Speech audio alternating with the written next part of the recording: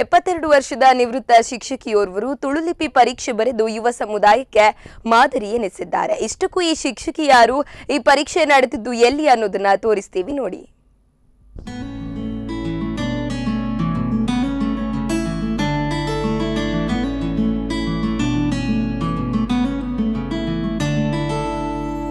Tulu academy, ಜೈತುಳು ಸಂಘಟನೆ ಹಾಗೂ ಯುವಜನ ವ್ಯಾಯಾಮ ಶಾಲೆ ಬಂಡಾರಿಬೆಟ್ಟು ಇವರ ಸಂಯುಕ್ತ ಆಶ್ರಯದಲ್ಲಿ ತುಳುಲಿಪಿ ಪರೀಕ್ಷೆ ಬಂಡಾರಿಬೆಟ್ಟುವಿನ ವ್ಯಾಯಾಮ ಶಾಲೆಯಲ್ಲಿ ರವಿವಾರ ನಡೆದಿದ್ದು, ಬಂಟ್ವಾಳ ತಾಲೂಕಿನ ಸಜಿಪ ಮುನ್ನೂರುವಿನ ಪಾಣೆಮಂಗಳೂರು ನಿವಾಸಿ ನಿವೃತ್ತ ಶಿಕ್ಷಕಿ ಎನ್.ಬಿ. ಲಕ್ಷ್ಮಿ ತುಳುಲಿಪಿ ಪರೀಕ್ಷೆ ಬರೆದು ಎಲ್ಲರ ಗಮನ ಸೆಳೆದಿದ್ದಾರೆ.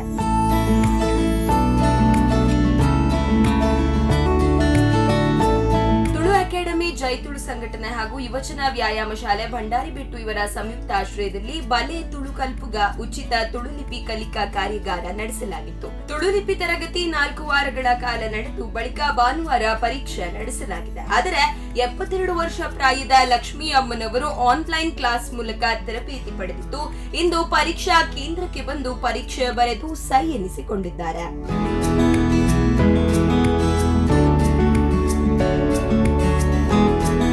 ತುಳುಲಿಪಿ ಪರೀಕ್ಷೆಗೆ ಒಟ್ಟು 30 ವಿದ್ಯಾರ್ಥಿಗಳು ಭಾಗವಹಿಸಿ ಪರೀಕ್ಷೆ ಬರೆದಿದ್ದಾರೆ. ಅದರಲ್ಲಿ ಹಿರಿಯ 72 ವರ್ಷ ವಯಸ್ಸಿನ ಲಕ್ಷ್ಮೀ ಅಮ್ಮನವರು ಪರೀಕ್ಷೆ ಬರೆದು ಯುವಕರಿಗೂ ಹುರುಪು ತುಂಬಿದ್ದಾರೆ. ಆ ಮೂಲಕ ತುಳು ಕಲಿಕೆಗೆ ಹೆಚ್ಚಿನ ಮಹತ್ವ ಮತ್ತು ಬಳಕೆಗೆ ತರಲು ಸಹಕಾರ ಸಿಕ್ಕಿದೆ ಎಂದು ತುಳುಲಿಪಿ ಶಿಕ್ಷಕಿ ಪೂರ್ಣಿಮಾ ಬಂಟ್ವಾಳ ತಿಳಿಸಿದ್ದಾರೆ. 4 ಆದಿತ್ಯವಾರ ಬಂಡಾರಿಬೆಟ್ಟು ವ್ಯಾಯಾಮ ಶಾಲೆಯಲ್ಲಿ ತುಳುಲಿಪಿಯ ಬಗ್ಗೆ ಕ್ಲಾಸ್ ಮಾಡಿದ್ದೇವೆ. ಇನ್ನುಳಿದಂತೆ ಆನ್ಲೈನ್ ಕ್ಲಾಸ್ ಮೂಲಕವೂ ಶಿಕ್ಷಣ ನೀಡಿದ್ದೇವೆ. ತರಬೇತಿಯ ಬಳಿಕ ಭಾನುವಾರ ಪರೀಕ್ಷೆ ನಡೆಸಲಾಗಿದೆ. ಉತ್ತಮವಾದ ಪ್ರೋತ್ಸಾಹ ಸಿಕ್ಕಿದೆ. 2 ದಿನಗಳಲ್ಲಿ ಪರೀಕ್ಷಾ ಫಲಿತಾಂಶವನ್ನು ಪ್ರಕಟಿಸಲಾಗುತ್ತದೆ ಎಂದು ತಿಳಿಸಿದ್ದಾರೆ.